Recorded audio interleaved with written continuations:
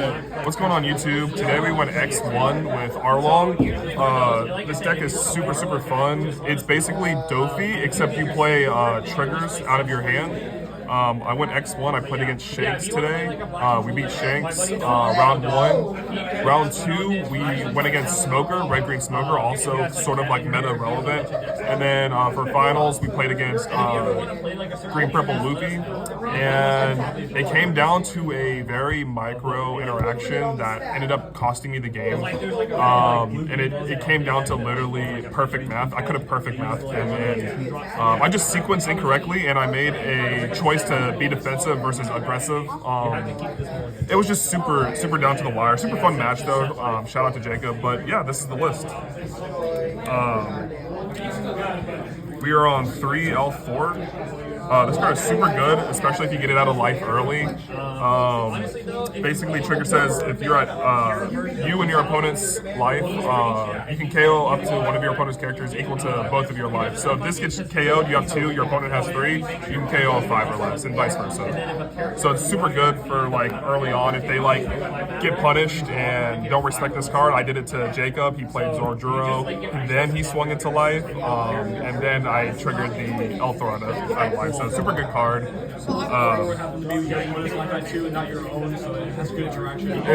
has really good interaction. We're on 4 Onami. I really like this card because banishing your opponent's life and playing it off a leader effect is still an okay play. And then late game we play a few big bodies that we can target our big bodies to swing banish for late game. The Onami also allows you to apply pressure very early on when you're already playing stuff regardless. Everything you're playing is trigger anyway, so even that hitting that in life as well is just super good Trigger, super good card in general. If they don't go marry their Sanji pudding, you can pop it with that. Exactly. We are on 4 Capone beige. I think pretty much every yellow deck I'll be on 4 Capone. Mandatory. Yeah. We are on the new EB-02 Arlong. I would like to find room for 4. This card is kind of crazy because it doesn't freeze. So like say if you target and try to freeze a blocker, freezing effect is not even as good as making it so that your opponent can't rest. Because like if you target a blocker, they can't rest the blocker in order to get the block effect. So that card is insane, and it targets up to a 5 cost or less for 3 Dawn. Insane card. It cancels blockers, and it stops like super big bodies like Smoker from being such a threat. So super good all around solid card. We are on 2 Cracker. I want to play more, but I don't know. This card's come up and it's been super good for early pressure. I'll kind of tweak the deck and see if I can play more, but right now I think he's fine at 2. I find that Scarlet Cracker in most yellow decks is just generally not that good unless it's like a lucky trigger. But with this deck, because you're playing every card is pretty much a trigger, and you've got Onami as well. I think it's not a bad card to play. Yeah. I think 2 personally is how much I would play, and I don't think I would go up on that. Awesome. So we're playing 4 Basil Hawkins. This card is kind of nuts.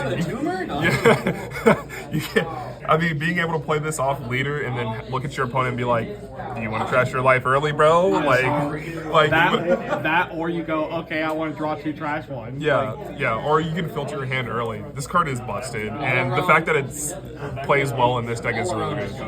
Go to card.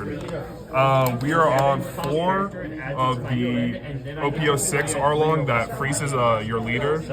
Doesn't freeze, but it makes it so that they can attack, but they can refresh. The only drawback to this card is you have to trash one, but you can trash the non-counter or dead cards in your hand to get the effect off. So it's really good against decks like Nico Robin that has natural banish. Really good in that matchup. It's also good into like Green Purple Luffy when they're not they can't swing 6s at you, you know what I mean? So it comes up. I think it's just a generically good card. And I think I'll always run this out 4 in my Arlong list. You got to play Arlong in the Arlong. Yeah, it's blasphemy not to. At least run it out of 2 love, you know. I'm on 4 Kikunojo. This card's cracked. A 4/6 that can heal you. your opponent has to find an out to this, and if they just don't want to and they want to swing into it, you just heal. So I mean, and not to mention, it's a 4/6 in the first place. Yep. So automatically at 4 dawn, you'll have a card that can always swing every purple looping. So I mean, that's the deck right now. Right. The trigger allows you to play this stuff for free as well. Goes at 3 life. Most of the time you're going to be able to get into that. So right now, 4 life leader's still a good meta, so it's really easy to make it work. And your card's cracked. Yeah, card is cracked. I wouldn't run it at less. They have to respect it too. It's a 6K swing every turn, if not more. I mean, unless you're playing red where you're reducing power. I mean, no, everybody just respects the card. Exactly. We are on 4 Frankie. This card can be played off of Arlong, or it's just a 2K. I mean, like, the fact that he can play himself out of live, draw a card, kind of crazy. You have to be at 2 or less. A rainy day play. Yeah, it's a rainy day play. Yeah. I mean, I see myself playing it every now and then. I put it in life in Vega points. So right, yeah. We are on 4 Sanji blocker. Sanji blocker is just a blocker. We don't have to pitch for him off of leader. We just can play a blocker off of our effect, so we can be aggressive and defensive at the same time. Yeah. His trigger off the life is really good as well. Plus, getting him off of life, it saves your butt.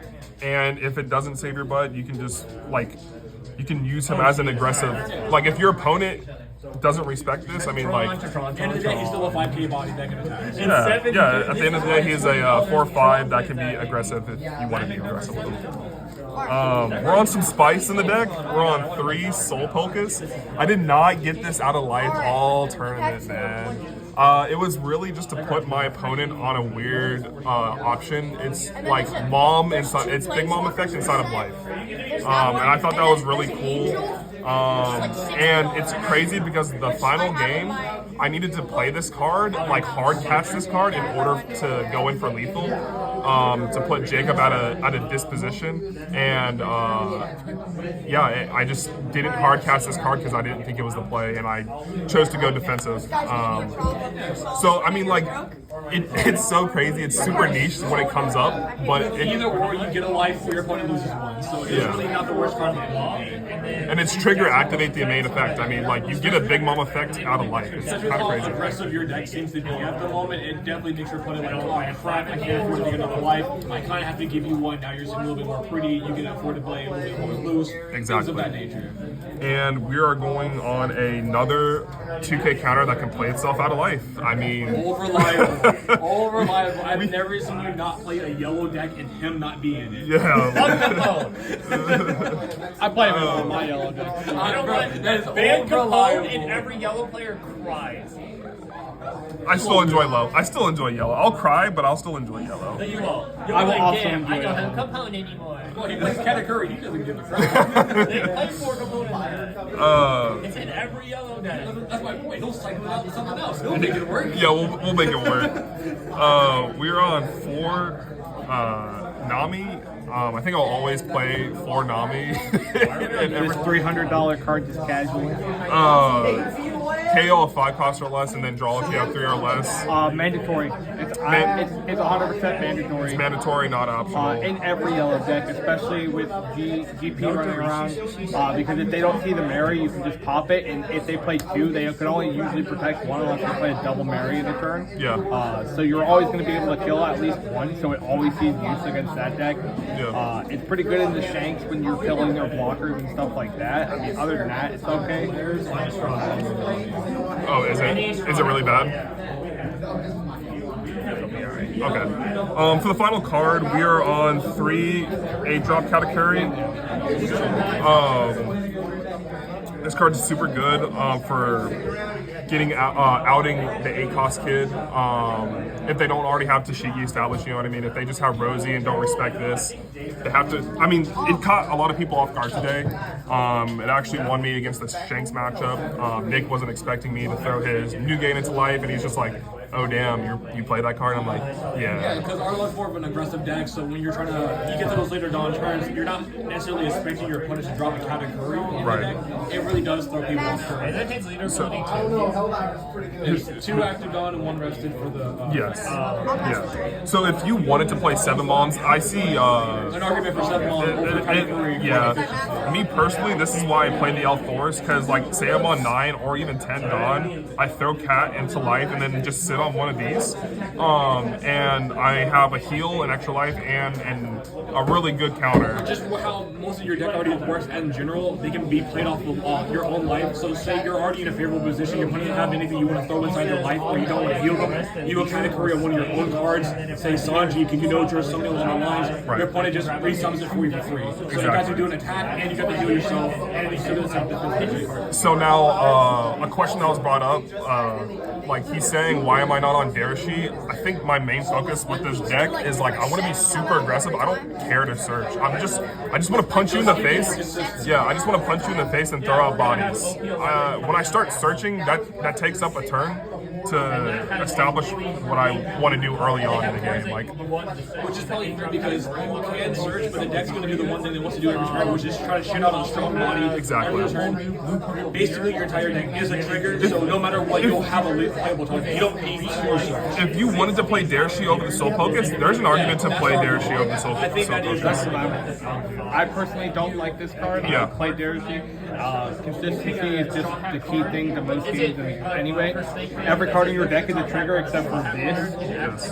Literally, And except for this and the wrong. ones, yeah. So, I mean, personally, I'd be playing Dare Sheet over this just because it searches 2 cards, gives you more counter ability, so you're not losing to things like DP, like right off rip or anything to Luffy. You're able to search all your counters and your bodies that you can just play out anyway. It just gives you more consistency. This is just kind of like spicy tech. It's spicy tech. I think it'd probably be better if Dare Sheet just like he's saying, I think his argument is good, but also it's good defensively, right? Yep. Say you're in a predicament where you just need to grab 2K counters, right? You can just grab your 2K, you're sitting better. So I totally see the give and take. Personal preference. I wanted to hit this out of life and then have somebody just be like, huh? That's basically all it was. It unfortunately didn't happen today, but if it does in the future, you know, it's one of those feel-good cards if it happens. Unfortunately, it didn't happen. How But does it feel with 3 categories in the deck? The typical 2. it felt way better. It felt like I had options late game. If I needed to take this avenue, this was always this came up every single time, and when I needed him the most, he came in super clutch against Shanks. I mean, like, Shanks plays a lot of 7, 8 drops. You throw him into life. Where's their big body? You know what I mean? Like, So what were your matches today? it was Shanks. Round 1 Shanks. Round 2 green, red green Smoker, and then round 3 was green purple Luffy. Very competitive. Very competitive decks, and they performed absolutely well in my opinion. I would totally play it in another tournament in EB-02. From everything you're discussing right now, how they prevented you, not prevented, when it itself, it seemed like the deck performed well. It's consistent enough to what you prefer it to be. The only card that didn't fade you today was what? The Cracker and the Soul Focus? Honestly, like, Cracker still came in clutch today. I think. Cracker's an underdog. He'll make his moments. Yeah, I think the most underwhelming 2 cards, surprisingly, were the Hawkins and the Soul Focus. I didn't see him much today. Crazy. We played 4, we didn't really see him much. And then, yeah, right. And then the Soul Focus didn't make an appearance out of life, and the one time I needed to play it against Jacob, I literally didn't, and it would have won me the match. So it's like, damn. Just that alone speaks for itself. How consistent the deck has been pretty well. The fact that you're able to go against green purple Luffy and basically almost come out on top. I think that's a pretty good acknowledgement. Yeah. But this is the deck, and yeah, thank you guys for watching.